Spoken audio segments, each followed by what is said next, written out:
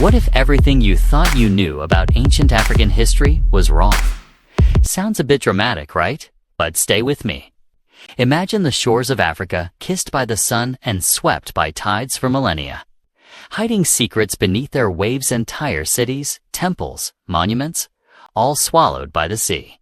Not myths, not bedtime tales from your grandmother.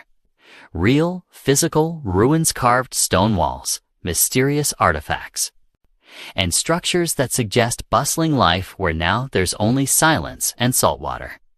These aren't just scattered stones or old coral beds. These are remnants of something far older, far more advanced than most of us were ever taught in school. You see, we've long accepted a particular version of history, that Africa's grand civilizations, Mali, Great Zimbabwe, Aksum, thrived mainly on land, with glory above ground and in the open air. That narrative was convenient. It was simple. But simplicity isn't always truth. And what if beneath the coastlines of West Africa, along the shores of Kenya, and deep within the waves off South Africa's tip, lie the forgotten fingerprints of an entirely submerged chapter of African civilization? Now, I know what you're thinking. Submerged cities in Africa. Why haven't I heard of this before? Well, for starters, these sites don't show up on your average tour guide's brochure or history textbook. They're hard to access. Are hidden by currents and time, shrouded in sediment and mystery.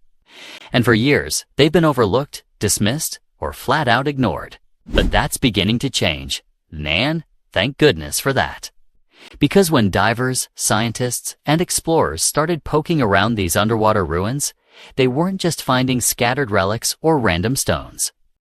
They were uncovering patterns, wall alignments, staircases, courtyards. Some discoveries showed symmetrical planning. Others revealed stonework techniques strikingly similar to ancient coastal kingdoms. And none of this fits neatly into our current understanding of pre-colonial Africa. It makes you wonder, doesn't it? How much of our history has been edited down to fit someone else's story? How many civilizations have been buried literally beneath the weight of time, tides, and silence? What fascinating isn't? Just what been founded what these finds could mean.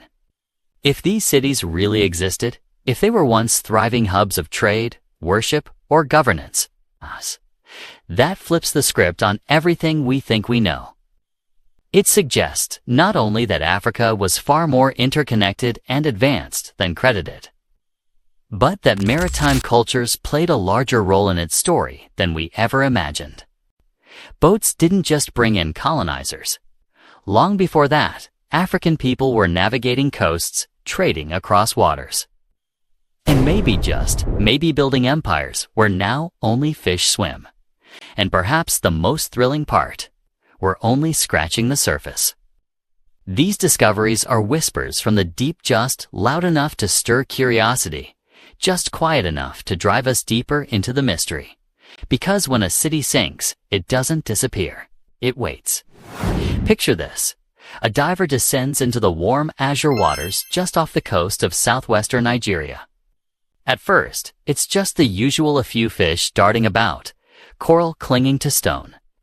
But then, something different. Something too symmetrical, too deliberate to be natural. It's a stone pathway, partially covered in sand. And as the diver brushes the seabed aside, what emerges is not just a road, but an entrance, arched and worn. Yes, but unmistakably crafted by human hands. That's how the first clues began to surface. Not in grand announcements or blockbuster documentaries, but in the quiet gasps of stunned divers and researchers exploring regions locals had long whispered about. Off the coast of Lamu in Kenya, two stories began circulating. There the ruins hinted at an ancient city swallowed by the sea centuries ago, structures with doorways that no fish built, platforms that aligned perfectly with the rising sun, and pottery fragments embedded in coral that dated back well before the 15th century. Most of these discoveries were stumbled upon accidentally. A fisherman's net caught on something strange.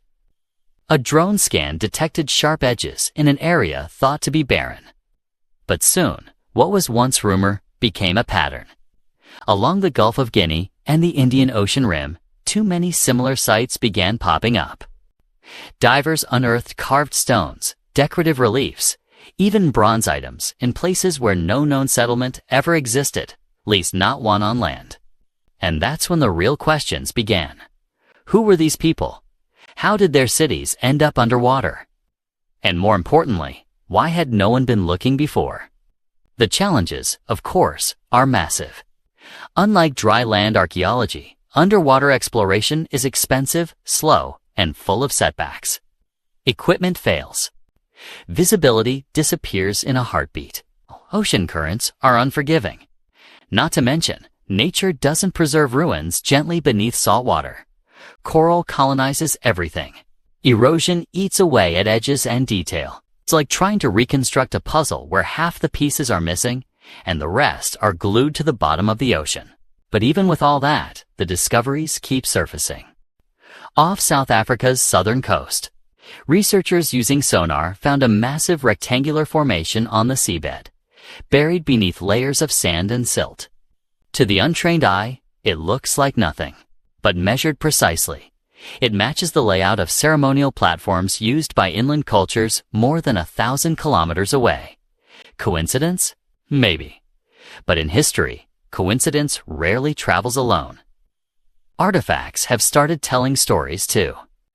One diver pulled up a carved ivory tusk encrusted with marine residue. Tests later revealed it had been worked using tools not associated with European contact. That means it predates colonization yet it had been lying underwater, unnoticed, for who knows how long. Even more astonishing are the architectural clues. Some of the submerged walls have drainage systems. Others appear to be lined with what looks like stone seating. One even contains patterns remarkably similar to rock carvings found in northern Nigeria and along the Swahili coast. This suggests a kind of cultural diffusion evidence that ancient African societies weren't isolated pockets, but part of a broader, thriving network. A network that possibly spans sea routes now erased by rising tides. And let's not forget who's behind these discoveries. This isn't just the work of foreign scientists parachuting in for glory. Many of the teams are led by African researchers, divers, and historians, people determined to rewrite their own history, not with theory, but with hard evidence and local knowledge. It's a movement grounded in pride and precision, digging up truths long buried, sometimes literally. What they're finding underwater is more than stone and shell. It's proof of life's structure and advancement that challenges the dusty narrative that ancient Africa was always primitive, always passive, always waiting for history to be written for it. But the sea doesn't lie, and it doesn't wait either. It reveals its secrets slowly, one dive at a time. And every time someone surfaces with a new clue, a bigger story begins to emerge, one that could change everything. You know, it's funny how stories survive. Long after empires fall and buildings crumble, the tales remain whispered through generations, carried like embers through time. And when it comes to these underwater cities, the old folks, they've been talking about them for ages. In the coastal villages of Mozambique, elders speak of a kingdom that once shimmered by the sea, where the sun would rise over rooftops, now lost to the waves. In Ghana, there's a legend of a city swallowed by the ocean in a single, vengeful night. Its people cursed for their pride, their voices said to echo from beneath the water during storms. In Lemieux, old Swahili poems describe traders who vanished into the sea, leaving behind stone markets and prayer houses claimed by the tide. Now, if you're like most people, you probably grew up hearing stories like this and thought, folklore, just stories. But then the science started catching up with the myth. When researchers compared these oral traditions with geological data, something remarkable happened. The timelines began to match. Off Africa's coasts, the sea levels haven't always been what they are now. Thousands of years ago, during the late Pleistocene and early Holocene eras, much of what is now seafloor was dry land. Vast coastlines stretched far beyond what we see today. Climate shifts, Melting glaciers and tectonic movements led to dramatic sea level rises. Not all at once, but gradually. Sometimes violently. And in that rising tide, coastal settlements were swept under. Not by the wrath of spirits or gods, though that makes for great storytelling, but by the cold, creeping truth of nature. And here's where it gets even more intriguing. Some of these submerged structures were found right along the edges of those ancient coastlines, precisely where we'd expect human settlements to be if people lived there before the floodwaters came. You see the connection? Myths handed down by firelight might actually be historical records preserved. In poetry and metaphor, by cultures who knew their past better than we gave them credit for. But of course, not everyone is ready to rewrite the textbooks. These discoveries, these ruins, these stories, they poke holes in long-held assumptions. For centuries, African history was told from the outside in, not the inside out. And the prevailing narrative liked it tidy. Africa rose late, stayed isolated, and only became civilized through contact with outsiders. These underwater cities say otherwise. They suggest that Africa's peoples were building, trading, worshipping, and thriving in complex societies before many of those outsiders even set sail. Still, controversy follows, like a shadow. Some scholars question whether these ruins are truly man-made.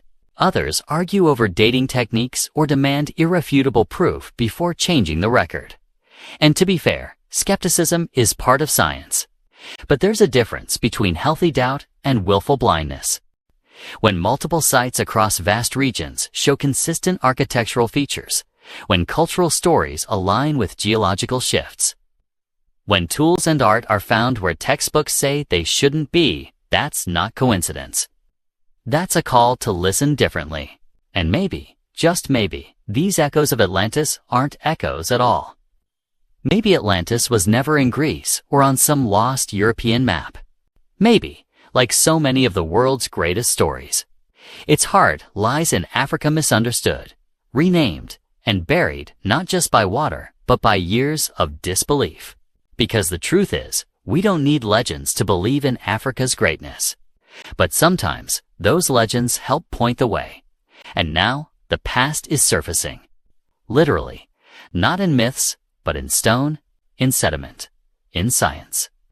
And it's telling us that the oceans, long thought to separate civilizations, may have been the very roads that connected them all along. Imagine waking up each morning to the rhythmic sound of waves lapping against stone walls. The sea wasn't a threat, was life itself. It brought trade, news, strangers with strange spices and stories. This was the world of the people who once lived in these now submerged cities. They weren't castaways or primitive settlers scraping out an existence by the water. No, these were organized, thriving communities with systems, culture, and style more advanced than many would like to admit. From what archaeologists can gather, their cities weren't haphazard villages. They were engineered. Streets aligned in geometric grids, public gathering areas, stone dwellings with drainage systems. Some even show evidence of water management man-made canals, perhaps to guide the tides or to cultivate crops with saltwater-resistant techniques. And that changes everything. It tells us that these weren't just accidental settlements that got lucky by the coast. These were people who understood the sea, who built with it, not just beside it. Think of the craftsmanship required. Imagine carving stone structures with precision tools, transporting building materials without modern machines, erecting ceremonial platforms that still stand some half to centuries underwater. These are signs of planning, skill, and an understanding of mathematics and astronomy. We're not just talking survival, we're talking civilization. And what about daily life? Well, if the pottery and tools found near these sites are any clue, life was rich with trade and culture. Researchers discovered fragments of beads and jewelry made from materials not native to the local region. That means there was commerce. Exchange, perhaps even a kind of proto-globalization happening before colonial powers ever drew their first maps of Africa. Fish hooks, tools for textile production, Smelting areas all suggest a variety of specialized skills and trades. These people weren't just catching fish and calling it a day. They were artisans, engineers, priests, traders. Children played, elders ruled, markets bustled. The scent of roasted shellfish, incense, and wet stone probably filled the air. There are even hints, though still debated, of script or symbolic carvings on some stone blocks. If verified, that could suggest language systems or record keeping. It may be centuries before we decipher what any of it means, but the mere presence of such carvings raises the stakes. It points to the possibility that these submerged cities weren't just outposts, they were centers of learning, culture, and maybe even spiritual power.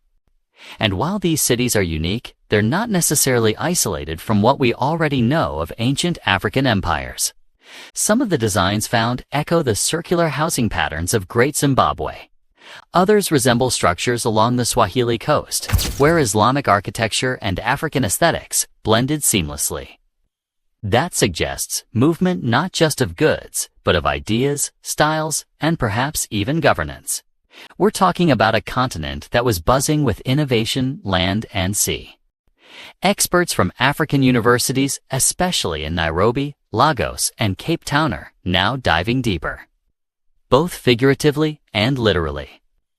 With new technology like sub-bottom profilers and photogrammetry, they're mapping these sites in 3D, reconstructing them digitally to understand how they once looked. It's like watching the past rise from the deep, pixel by pixel. And what they're uncovering is both thrilling and humbling. For too long, history books taught us to look at Africa's interior for signs of greatness. Now, we're relearning that some of the most advanced chapters of African history may be waiting just a few meters beneath the ocean's surface. These underwater cities don't just rewrite history. They remind us that African civilizations weren't static. They were explorers, innovators, architects of environments that defy modern understanding. Their ruins are whispers of a time when the coastline pulsed with life, trade, and ritual until the ocean rose and claimed it all. But as the sea gives back its secrets, one sunken wall, one artifact at a time, the people of today are reclaiming their stories, too not as myths, but as memories, waiting to be retold. And now, we're left standing on the edge of something extraordinary, not just ruins beneath the sea, but a chance to reshape how the world sees African history. Because, let's be honest, for generations, the global narrative has painted Africa with a narrow brush. Often overlooked, sometimes misrepresented, frequently undervalued. But these underwater cities are challenging all of that, not with theories or debates, but with stone foundations, artifacts, and evidence so compelling it demands attention. If these discoveries hold up, and every dive brings us closer to that truth, then we're not just uncovering lost cities. We're recovering identity, pride, and perspective. Imagine teaching school children in Nigeria, Kenya, or South Africa, not only about the Mali Empire or Egyptian pyramids, but also about the sunken cities off their own shores. About a civilization that understood tides and built with intention. About ancestors who weren't simply survivors of the elements, but masters of them. And the ripple effect, it's global. Because once you prove that complex, sea-facing civilizations existed in pre-colonial Africa, civilizations that likely traded, migrated, and influenced others across the ocean, you start connecting dots that were long kept separate. Maybe Africa didn't just receive ideas from the world. Maybe it exported them too. Maybe human migration and cultural development weren't always from north to south or west to east. Maybe some of the currents that carried civilization flowed from Africa outward. This kind of shift doesn't happen often. It takes generations to rewrite history. But moments like this, discoveries like these, they crack the door open. And what happens next depends on all of us. We need more research, more funding for African archaeologists, universities, and divers who know these waters and these histories best. We need open minds in classrooms and conference halls, people willing to challenge old maps, old ideas, and old prejudices. And most importantly, we need storytellers, filmmakers, teachers, writers, and elders who can bring these sunken cities to life again, not just in textbooks, but in imagination. Because history isn't just about the past, it's about power, about who gets to speak, about who gets remembered. And when we uncover new truths, especially ones this profound, we don't just learn what was, we begin to dream bigger about what could be. So the next time you look at the ocean, don't just think of it as a border. Think of it as a vault. Beneath those waves lie temples and markets, homes and dreams. They're not lost, they're waiting. Waiting for the next diver, the next explorer, the next kid from Nairobi or Durban or Lagos who hears these stories and thinks, why not me? Waiting for all of us to listen differently, to ask harder questions, to believe that Africa's past is as vast and deep as the sea itself. Because truth doesn't drown. It rises sometimes from the dust, sometimes from the deep. And it's rising now, one wave at a time. END